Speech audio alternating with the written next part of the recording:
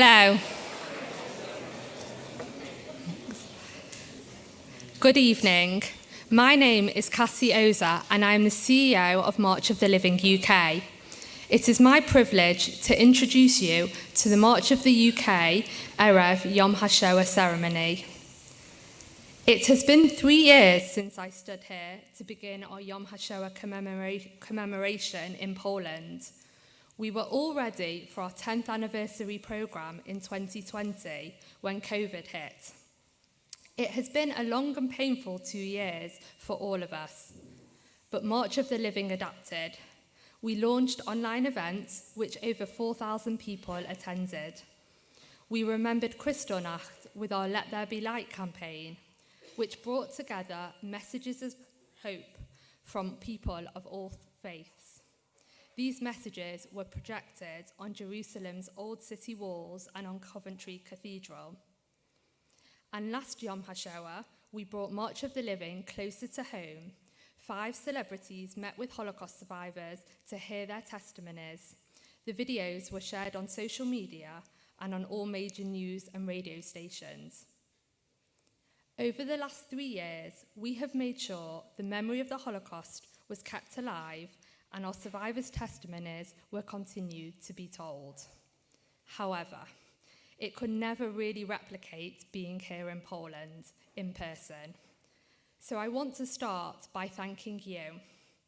Thank you for waiting 3 years to do this journey with us. Thank you for overcoming travel worries and uncertainties, for having faith in us, and for being determined to be here today in Poland to learn and to remember.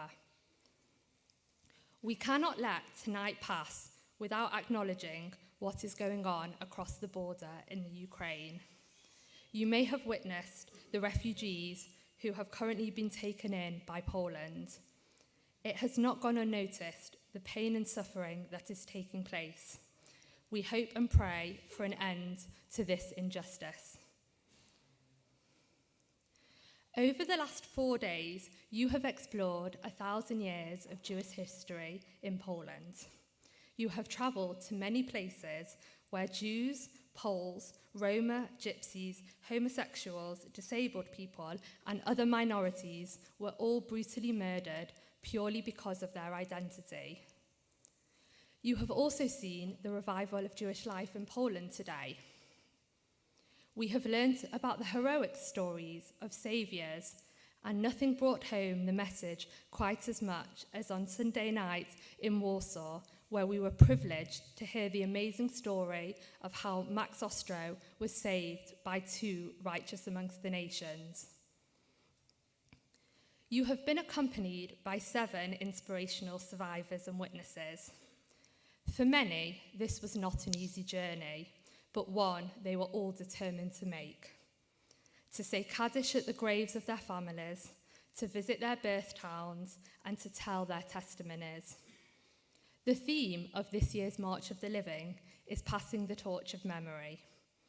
Our programme began a couple of weeks ago when Eve Kugler spoke at the House of Lords about passing the torch of memory on to future generations. The most important thing for all our survivors is that their stories remain alive and told. Education is at the core of what we do. Passing the torch is a key element to that education. I now want to introduce our first speaker, Rosie Harris from Habonim Dror UK, who is representing the Youth Movement bus. Rosie's maternal grandmother lost 60 members of their family in Auschwitz, and her maternal grandfather, his family, managed to escape Poland. Rosie, over to you.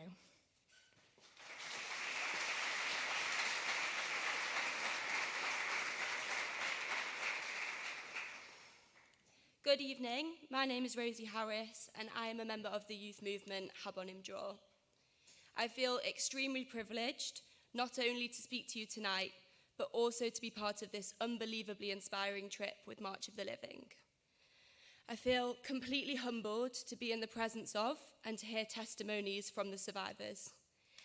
I had the privilege of hearing Agnes and Marla speak when I was leading with Habonim last summer on our Holocaust education camp, Sayarim. At the time, I was struck by how beautiful an experience it was to watch them pass on the torch of memory by sharing their stories with me and to the future generations of the movement, my Chanachim. I felt that, although I'd visited Poland when I was younger, it was time to go again with March of the Living on the youth movement bus. Coming back this time, I would also have my cousin and my uncle and auntie here with me, which would make the trip even more special. I also wanted to come and pass on my experiences and what I learned to my grandparents who weren't able to come on the trip, but wanted to learn. Going into the week, I looked forward to learning stories of the Jewish people, especially those from my movement, and it's safe to say that my expectations have been completely exceeded. Standing in the Warsaw ghetto yesterday, I learnt about my Madrechimots, who took responsibility for their community, travelling to Warsaw from the more safe Russian-occupied parts of Poland, knowing the increased risk it would bring to their own lives, but deciding that they had to do what they could do to help. In the ghetto, they ran Hadracha seminars. They took their Chanachimot's mind off the hardships and the hunger around them by running Polot.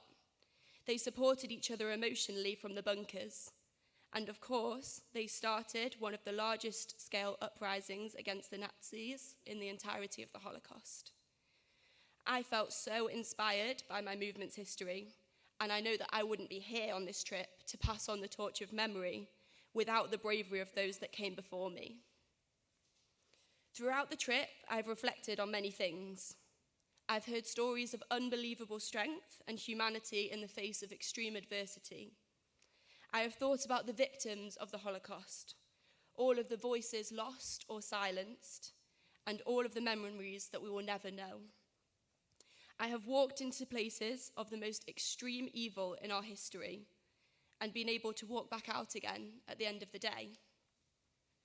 All of these stories and experiences have made me question, who am I to walk freely out of a gas chamber or out of other places of atrocity when my ancestors and family members could not?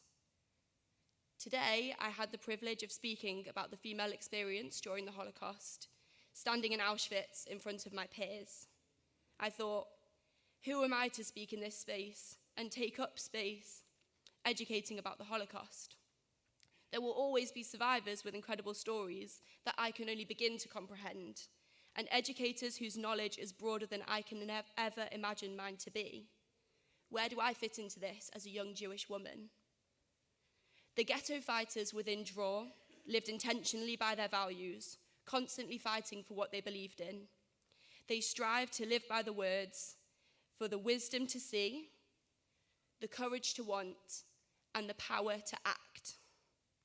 This trip has completely opened up my eyes, following the example of the youth movement members before me. It has given me the wisdom to see, to take in the atrocities around me and challenge myself to begin to comprehend the unimaginably harsh realities the Jewish people faced. It has given me the courage to want, to see these realities and want something different, something better. To see and face this history and want a better future for the Jewish people, one where they are free to express their identities freely, however they wish, and can be accepted. It has given me the power to act, reigniting my view that my voice, my youth movement voices, and Jewish voices are powerful, and that we have a responsibility to act to improve and heal the world around us. The members of Habonim Dror and I will be travelling to Warsaw on Friday to volunteer with the Ukrainian refugees for a few days. At times like this, action is so important, especially as the Jewish people, to help those in positions which our community have unfortunately been in ourselves in the past. I think that going through experiences like this, we feel a lot of responsibility to make sure that we take home the messages and the stories that we learn, that we never forget, and that when we go home, we change the world when we get back. And that's amazing that we feel inspired by what we're seeing, but it's also a lot of pressure.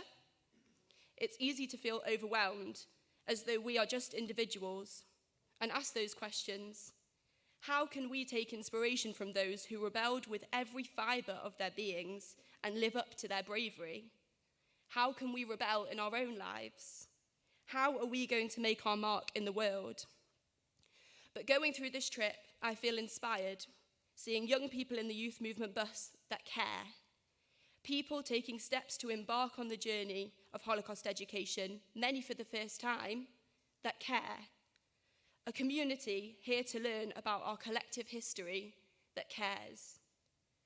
As a collective, we have so much strength and so much power to act on what we have learnt, to take strength from what we're learning and pass on the torch of memory, and to take on the advice of one of the survivors, Alfred, that he gave to our group yesterday, to live kindly and be sensitive and to help people heal the world. This Yom Hashoah, my bus and I want to amplify the voices, both of those who were lost in the Holocaust and those who fought, rebelled, and survived. We want to pass on the torch of memory. I know that I'm going to have Holocaust education in my future, and being surrounded by people that care, I feel confident that this torch will be passed on for future generations to come. Thank you.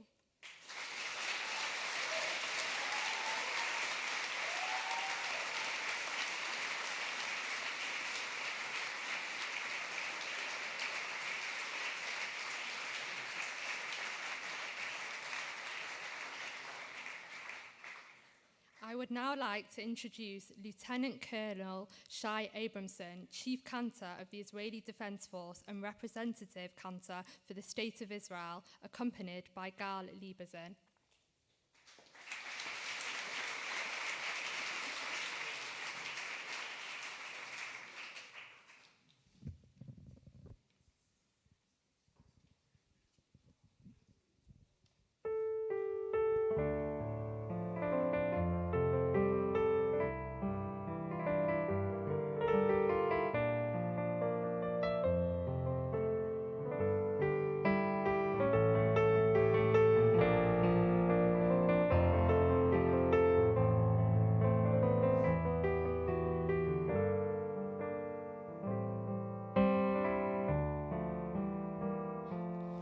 והיא שעמדה לאבותינו,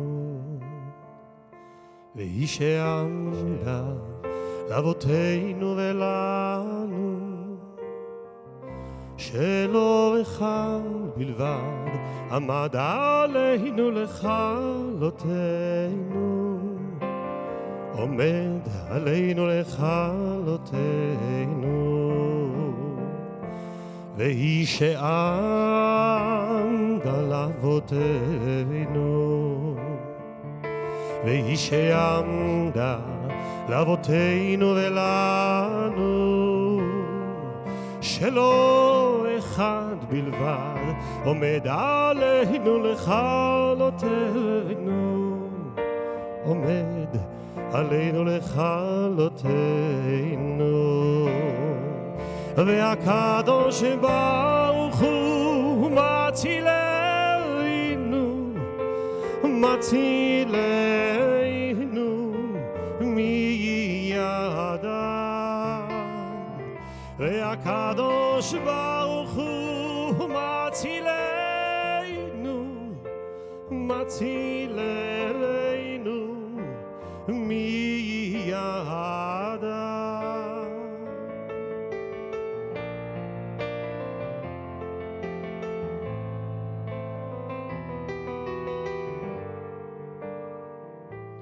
Let's hear you with me. והיא שעמדה לאבותינו, והיא שעמדה לאבותינו ולנו, שלא אחד בלבד עומד עלינו לכלותנו, עומד עלינו לכלותנו.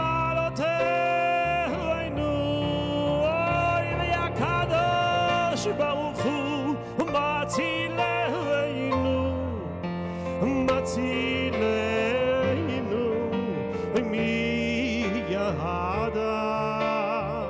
והקדוש ברוך הוא מצילנו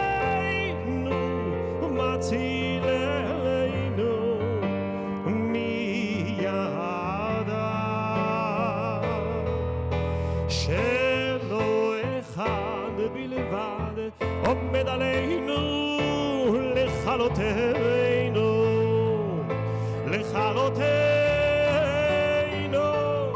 והקדוש ברוך הוא מצילנו הקדוש ברוך הוא מצילנו מידה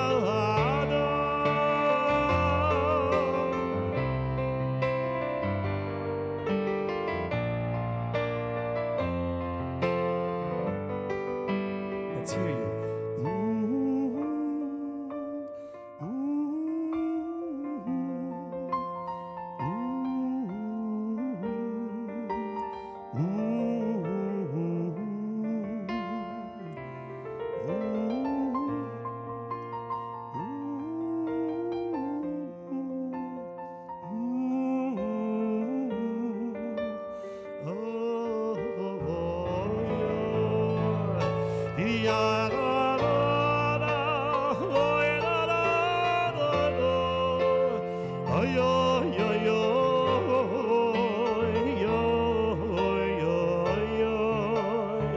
והקדוש ברוך הוא אוי מצילנו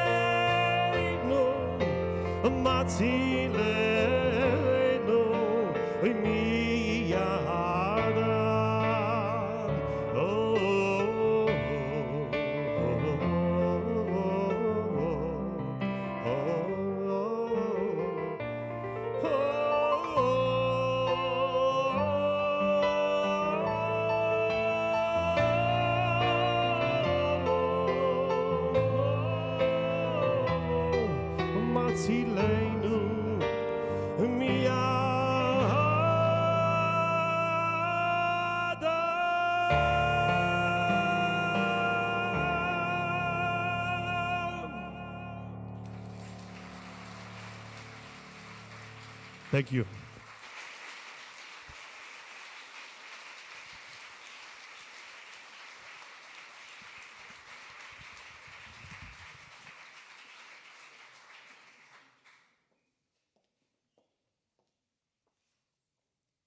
Our next speaker is from Bus H, made up of people of different faiths. This is the second time we have had an interfaith delegation, and this year we have had Sikhs, Hindus, Muslims, Christians and Jews travelling and learning together on our holy bus. To hear about their experience, please welcome Nikita.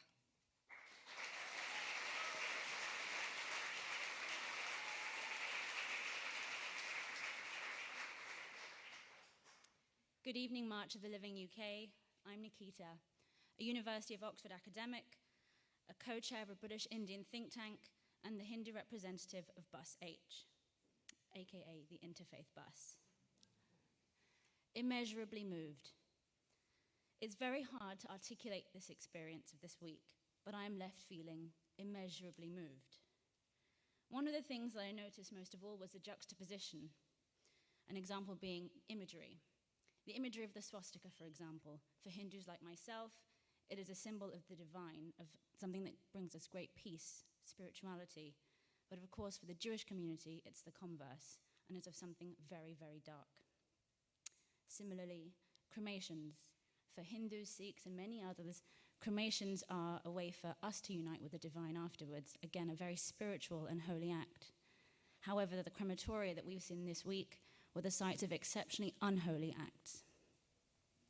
Likewise, today at Auschwitz-Birkenau, we saw the springtime flowers growing in and amongst the gas chambers, life amongst the site of so much death.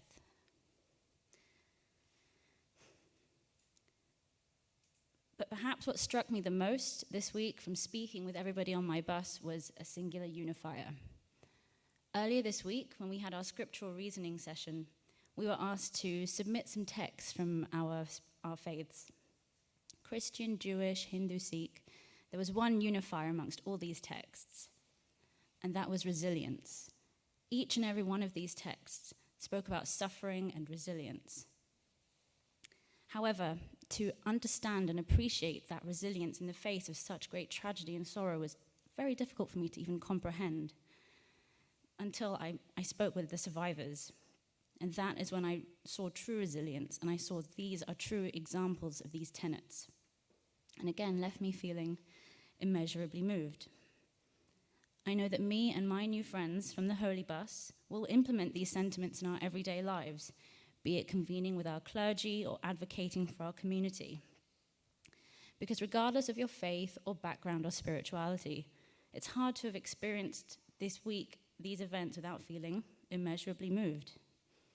I'm indescribably grateful to March of the Living UK and Bus H for affording me this experience.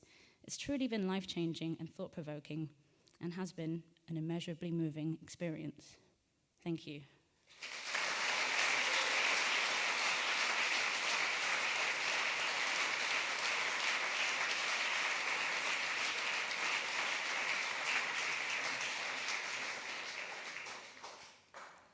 Shai is now going to perform Eli Eli by Hannah Senesh. If you know the words, please feel free to join in.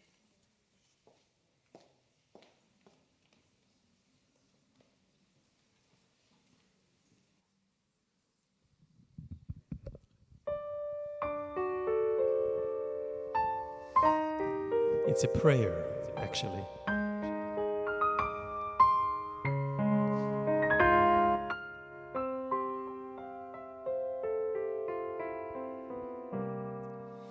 Eli,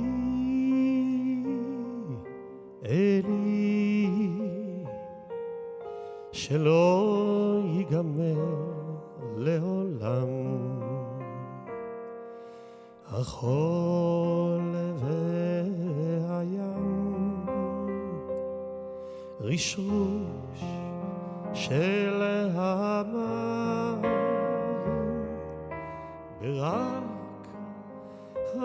השמיים, תפילת האדם, החול והים, רשרוש של המים, ברק השמיים, תפילת האדם.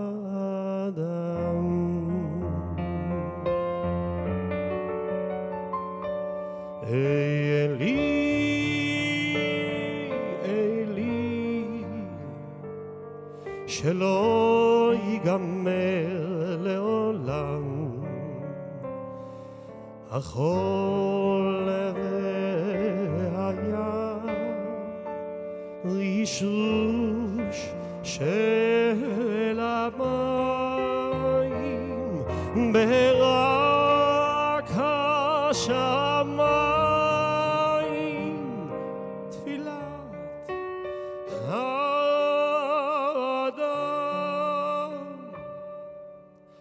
החול והים, רשרוש של המים, ברק השמיים, תפילת האדם,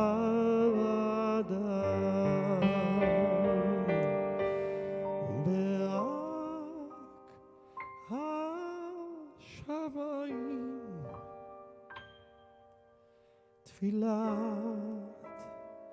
האדם.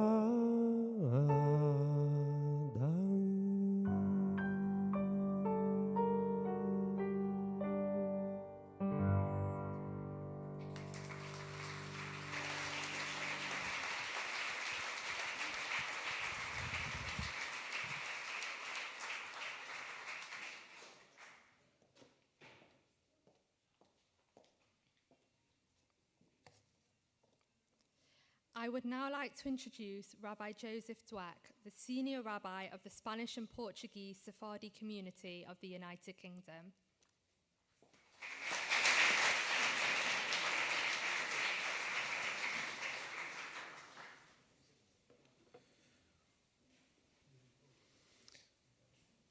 friends, Achai v'achayotai, brothers and sisters, I must confess that after these days with you here, so much of my mind urges me to stay silent, to absorb, to witness, to behold, and to hold. And yet, noticing, marking, remembering is the lifeblood of our people. And so I, with trepidation, share with you only a personal thought from my heart to yours that is bubbling for me now. The human being is the most ferocious, atrocious, dangerous animal on this planet by many orders of magnitude. And astonishingly, on the other side of that, the greatest compassion, heart, empathy, goodness, love, the likes of which we see nowhere else on this planet, but in humanity. And we, today, in this time, we saw the two touch too closely. And I speak only for myself when I say we struggle to know what to make of that. It is that tension that sits in this room with us today, in this place, in our history, in our hearts, and in our minds. I know I speak on behalf of all of the Jewish people in this room when I welcome and thank all those from other faiths and religions that are with us here. With your permission, I speak to the Jewish people. There is something else that comes up for me in this time.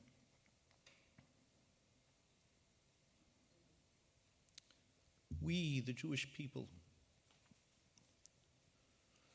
we are not the only ones who have suffered the ferocity, atrocity, horror of the human animal.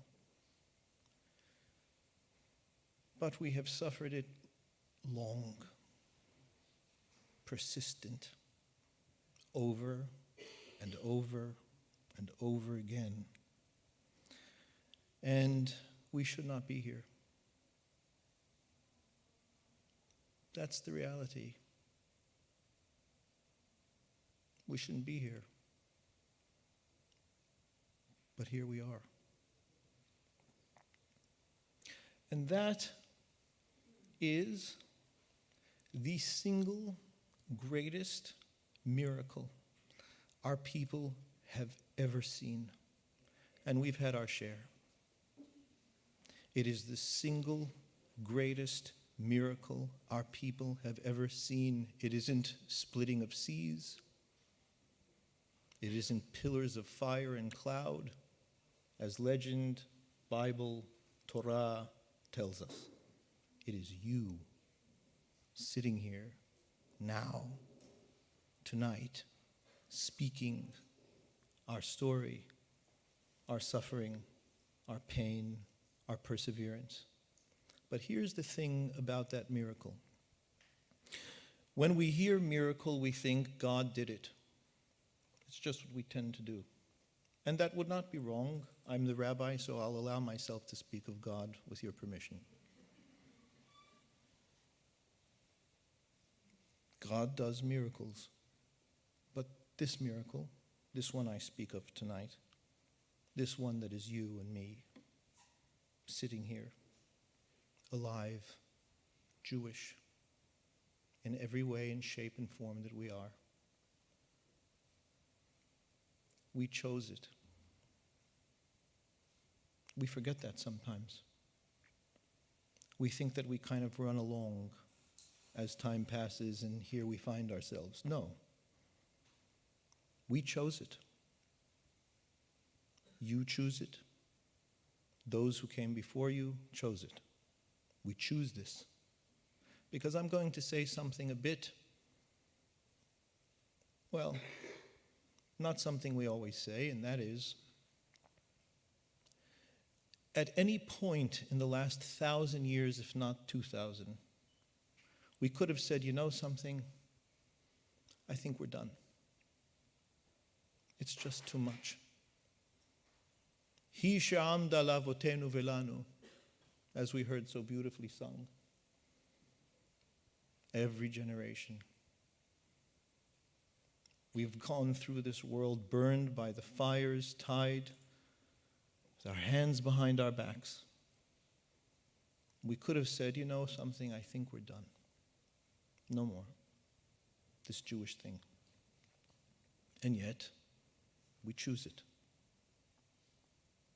We choose it differently, in different ways, in different forms. And here is the last thing that I want to share, which, coming from today and the experiences, it comes to the forefront of my mind, and that is,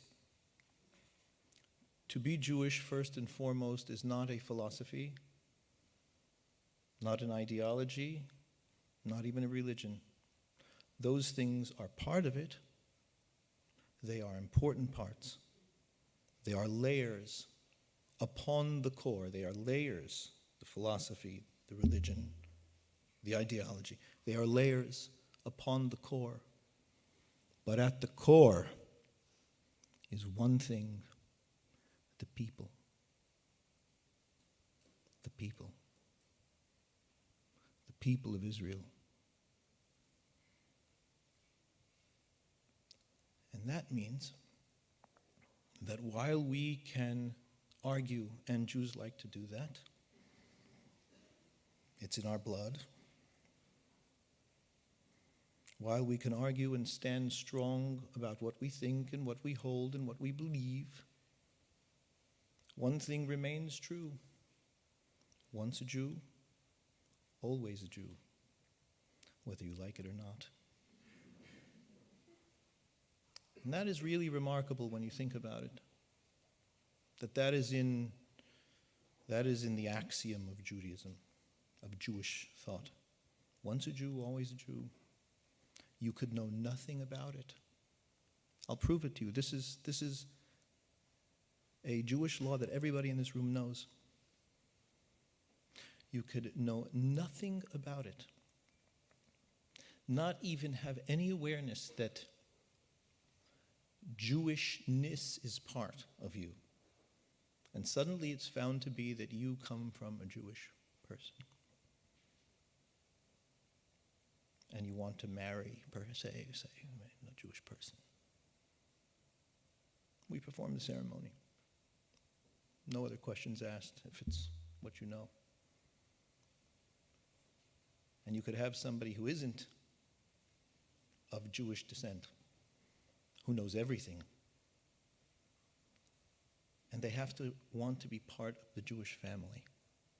That's what we move for. The core of the Jewish people is in the people.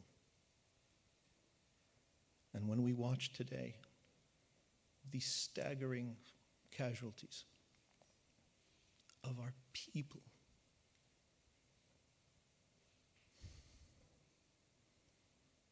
it is a miracle that we are here. And not just here, but conscious. And not just conscious, but aware of identity, choosing the miracle. It's sacred, unmatched, unprecedented. It is us. And it may very well be that sometimes for us, that is a very great weight to bear on our shoulders. 3,000 years of trials and tribulations, of ups and downs, of the world not wanting. And we choose it. And that is what we recognize, commemorate. And also, if I can allow myself to say, is we are not far from Yom Ha'atzmaut, and we are not far from some of the greatest miracles we've seen in recent history. We also have an element of celebration that we can sit here and remember, that we can sit here and hold it. So for me, I will endeavor to hold it. And it is that Judaism, that the Jewish people, it's in the people. So whatever disagreements I might have, whatever questions there may be in my mind about the other members of our family, and that's what we are at the end of the day, a family. And that's not, a borrowed term or a figurative term. We are a family. A big, diverse, opinionated family. But we are a family. And while we might disagree with our family, and dare I say, sometimes not even like, each one is precious. Precious. And that has to be at the base of everything that we are and everything that we do as Jewish people. Each one is precious. And if we hold that, if we train ourselves, if we remind ourselves that we are all we've got, we have friends, we have supporters, but we're in this all together, and that we choose it. We can argue with love. We can differ with preciousness. And that makes a difference. Today, we don't notice this all the time either, but today there are more Jews that are interacting with each other, seeing each other, and discovering each other than the last 2,000 years. What do I mean by that? I'll give you an example. My family, and this is for another time because it's another side of the question, but my family is Syrian. Come from Aleppo. There's no Aleppo anymore, but we come from Aleppo. And do you know that it was absolutely restricted and an absolute no-no for Jews from Aleppo to marry Jews from Damascus? Do you have your version of this? Preposterous. But it was serious. Not to mention to marry an Ashkenazi. Couldn't marry Damascus Jews. And do you know what's happening today? Our grandchildren, our children, our grandchildren, they don't know from this anymore. It's fading. As it should. And the reason it's fading is because we are no longer living in our respective silos. We've been forced to come together. What's a grandchild of Aleppo Jews doing in Poland?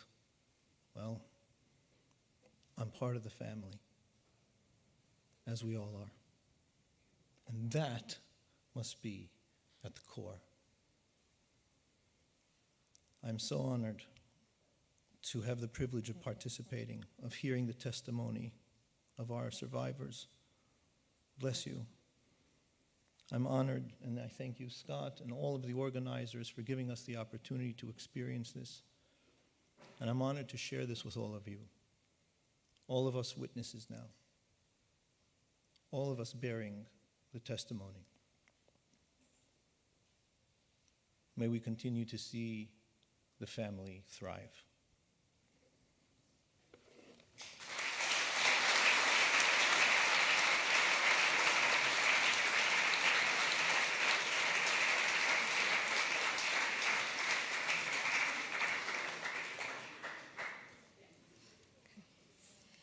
am now going to be inviting our survivors and witnesses, accompanied by members of the buses, to each light a memorial candle. This will then be followed by the Jewish memorial prayer known as Kaddish. I would like to invite Alfred Garwood, accompanied by Noah Beth, representing the Sofim, to light this candle in memory of the 1.5 million children who were murdered in the Holocaust.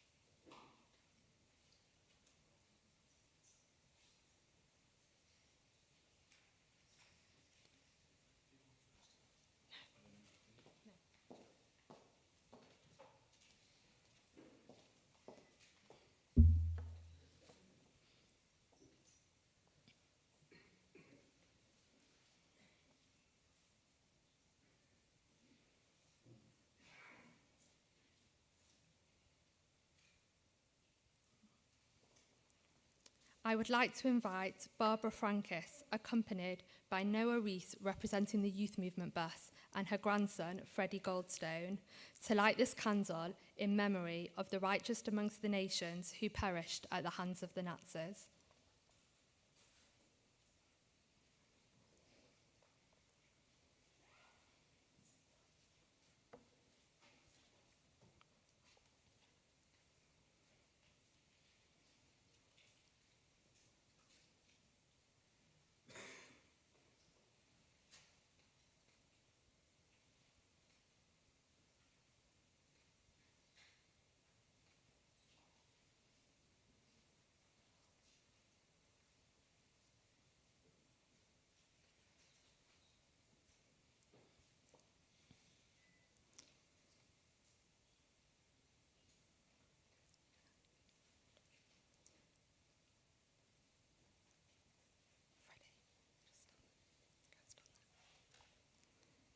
I would like to invite Agnes Kaposi, accompanied by Azim Rafiq, to light this candle in memory of all those of other faiths and identities who were murdered at the hands of the Nazis.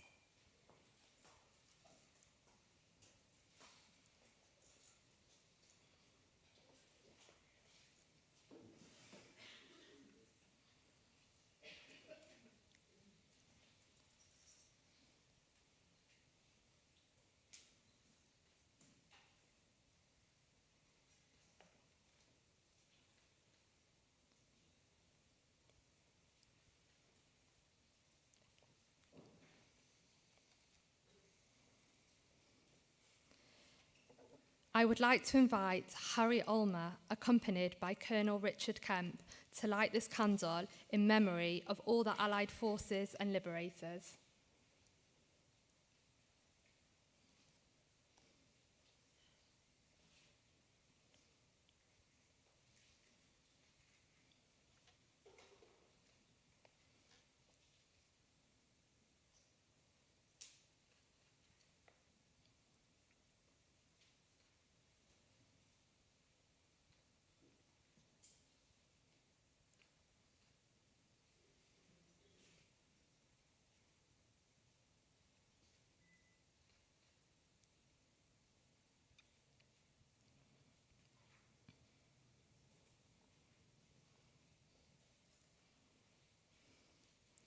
I would like to invite Eve Kugler, accompanied by Miriam Cates MP and Steve McCabe MP, to light this candle as a show of solidarity to the people of the Ukraine.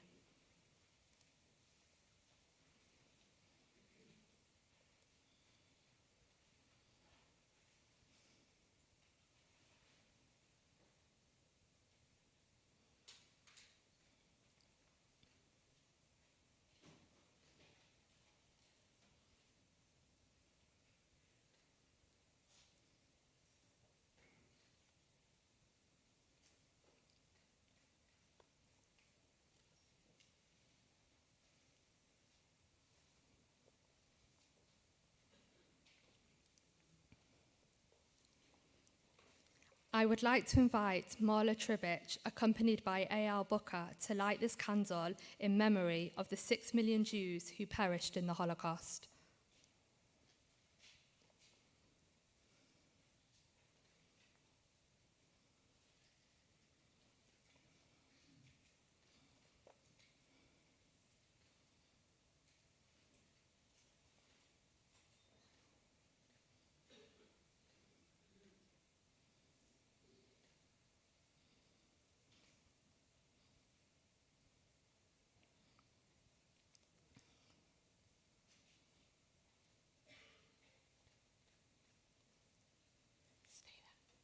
Before we light the seventh candle, I would like to invite all the survivors, accompanied by their candle lighters, back up to the stage.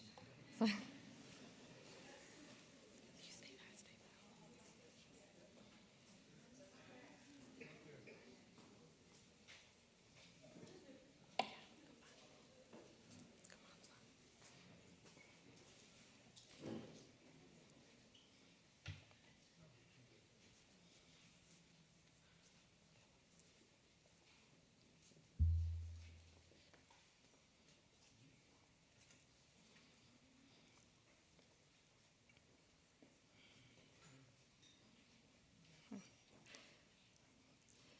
I would now like to invite Eric Hirsch, accompanied by his wife Jean, to light this candle and pass on the torch of memory to the next generation, his daughter Michelle and 2 grandchildren, Leora and Galit.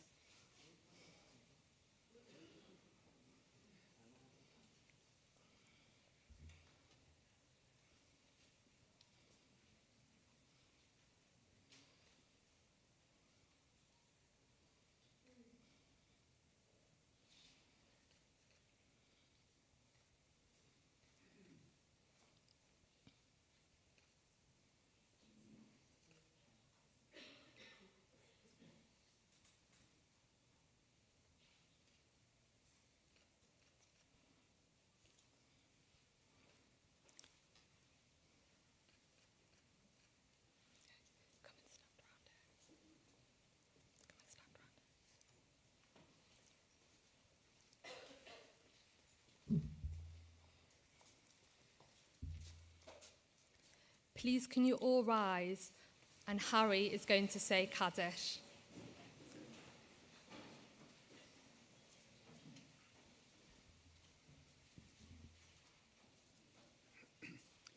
Yiskada Shemei Rabba, Vyamode Vrachluse, Vyamahuse, Vahayachon, Vyamachon, Vahayachon, Beit Israel, Balgola, Bizman Kore, Vimro Amen. Yehesh me Rabba Mvorach, Olam Nome Maya, Isparach, Istabach, Ispuah, Isramam Isnase, Isada, Isale, Isalol, Shmei de Kudusha, Brichu, Liela, Mikobr Hasa, Ishasa, Tishbachasa, Nachmasa, the Miraviama, Vimro Amen. Yehesh Lama Rabba Mishemaya, Vachaim Alein, Malku Israel, Vimro Amen. As a Shem Vima. We are sure letting out because it's sweating blue on me. Please sit down.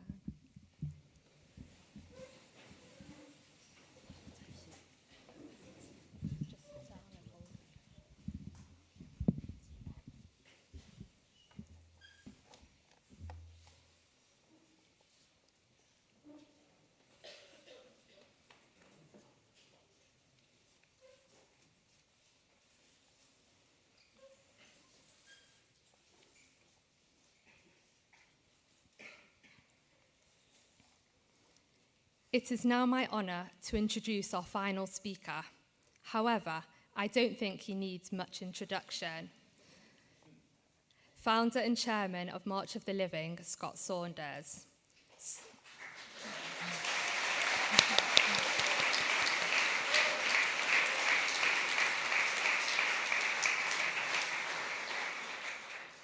Scott, I'm not sure you would have believed in 2010 that you would be standing here in front of 260 people, having brought over 2,500 people on this journey to Poland and having navigated a global pandemic. Your commitment and drive are admirable, and your recent award of an MBE was so truly deserved. As Princess Anne said to you when she presented you with the MBE at Windsor Castle, it's just not the same as being there in Poland. She's right, it's not. And we are all here now because of you. Ladies and gentlemen, Scott Saunders.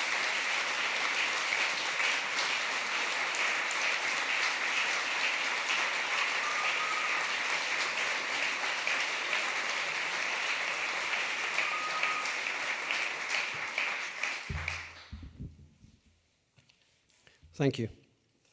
Thank you, Cassie. Friends, I'm a bit speechless for a second. Just give me a second. Before I address all of you, I think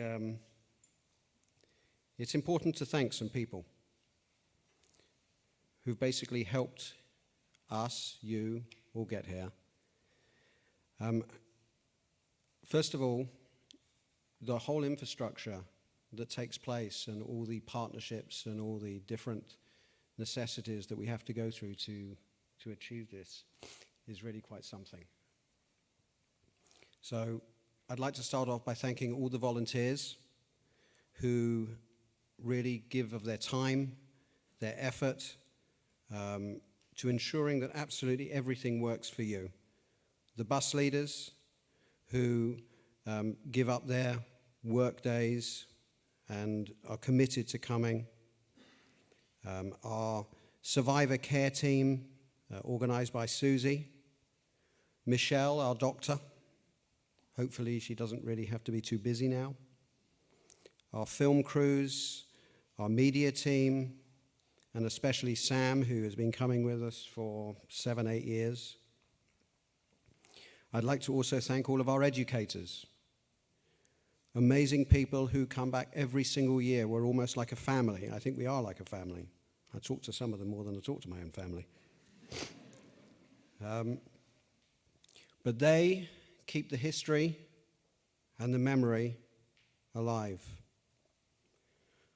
A special thanks to Lucy in the office, who has had to go through various flight changes, flight cancellations, food allergies, more food allergies, some more food allergies.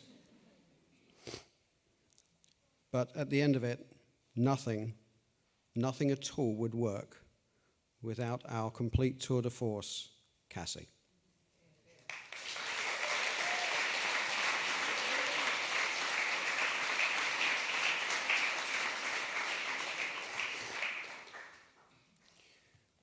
We've been privileged to be joined on this journey by clergy and leaders from different faiths. We started that in 2019, and again, it's been a most valuable experience, sharing together what unites us rather than what divides us.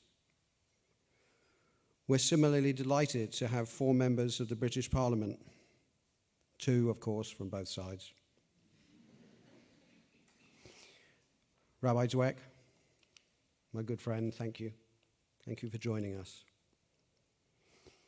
And it has truly, truly been an honor to have welcomed a new friend, Azim, on this journey. Experiential education is at the heart of what we do, and a huge part of that has been our survivors. You've been with us on multiple trips. We've had the privilege of filming some of them. But before I name these magnificent 7 sitting in front of me, I'd like to say a few words about 2 that we lost over the past couple of years. Sami Laskia, Shmuel, came with his daughter in 2014 and 15. He was born in 1927 in Warsaw, survived the ghetto for 18 months. He never wanted to share his experiences of the Shoah because he didn't want to upset people. But eventually, his daughter persuaded him to join us. And for really the first time at the JCC just up the road, he shared his story to a group of 100 students. He was a survivor of Auschwitz, Buchenwald, and Theresienstadt, as well as being one of the boys from Windermere and a friend of Harry and Arik, both sitting here. He once told me that I had helped him so much overcome so many of his inner ghosts. And that journey with us changed his whole outlook. But truthfully, I can say that he helped us and changed our lives for the better. Sam Laskia passed away in August 2020. Freddie Noller was introduced to me in 2010 when I was attempting to start March of the Living. It was him who first introduced me to Eve and Marla. He was my first trustee when we started the charity. Born in Vienna in 1921, he had an uncanny way of surviving. His stories of escape through Belgium and France, including to be a French guide in Paris, a brush with the Gestapo in the red light district, and various stories I will not share with you this particular moment. We have several rabbis in the room. Being a part of the French resistance, and eventually betrayed by a French woman. A lot of what he went through had something to do with French women for some reason. He was sent to Drancy and to Auschwitz, was liberated in 1945 in Belsen. Freddie was never short of humorous stories, a wink to ladies, of which his wife for 71 years, Frida, would just roll her eyes.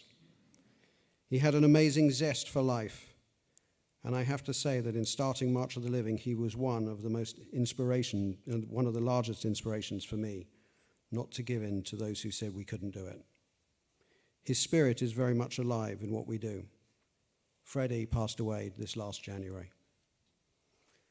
As Cassie has just said, the theme of March of the Living this year is passing the torch of memory. The 7 survivors seated in front of me are all teachers, are mentors, are all inspirational figures who I've had the pleasure, and now you have had the honor of learning so much from.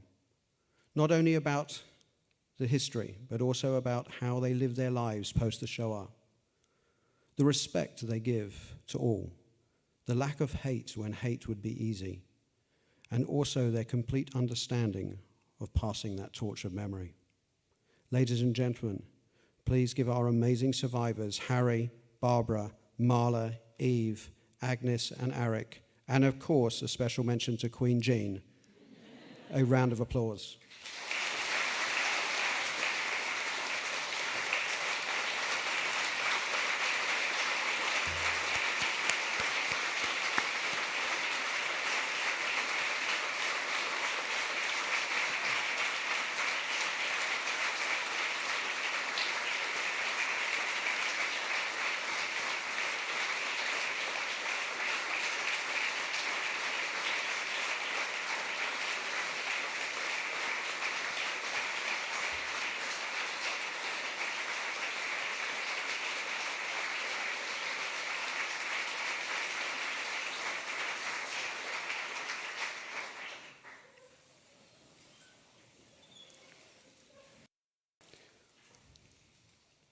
On the 19th of October 1943, from the Kovno ghetto, Dr. Elkanis Elkesh wrote to his 2 children,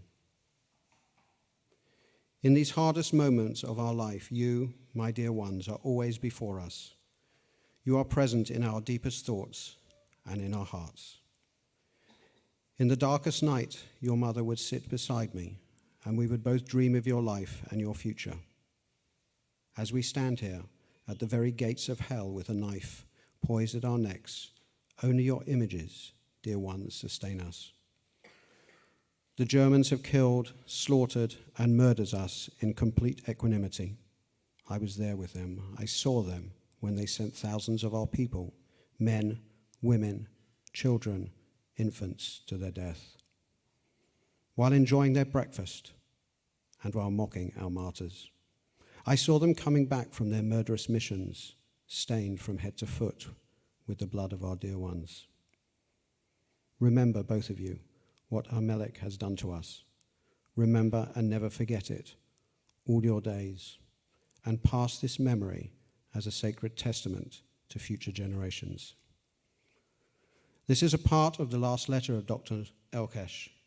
The letter survived, as did his wife. Unfortunately, he died in Dachau, 1944. Telling the story, remembering history, the lessons we learn. We, the next generation, and our children, and future generations have a responsibility to ensure these stories are not relegated to the back of a history book. The lessons of how hatred can grow, how propaganda and manipulation can lead to the destruction of a race, is something we must all work to counter. And yet, when I look back at history since the Shoah, I see Cambodia, Rwanda, Yugoslavia, and countless other genocides that I despair at the statement never again. And I turn my head to the east, a mere few hundred kilometers, and again in the year 2022, there is a country ruled by a dictator looking to destroy another country and its people. One of the key lessons of the Holocaust is surely that the biggest crime is indifference.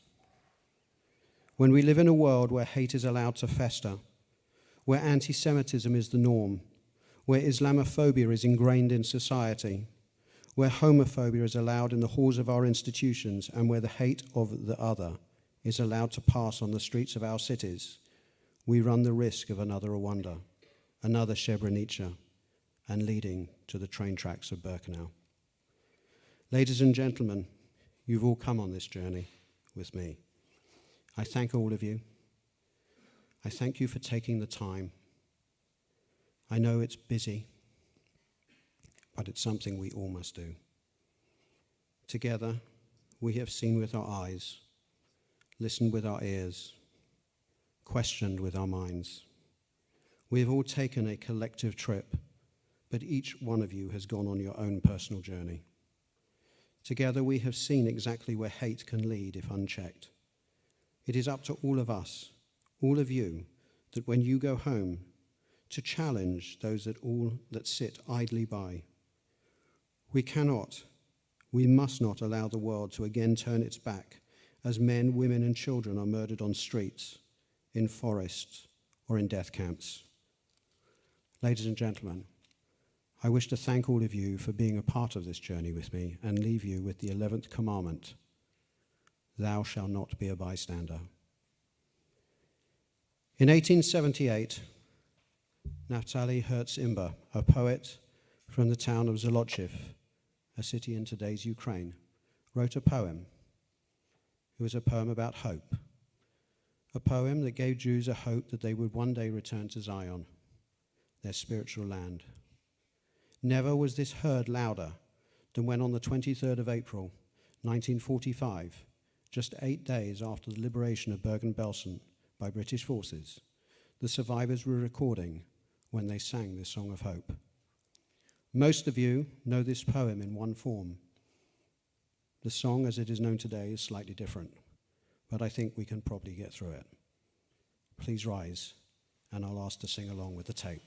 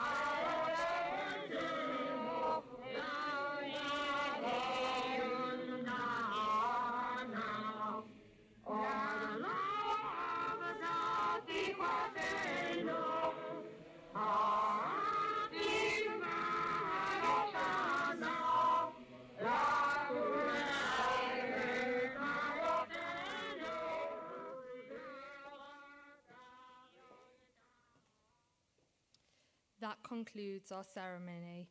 Thank you for being with us. Please will the 3 adult buses remain behind and everyone else make their way back to the hotel. Thank you.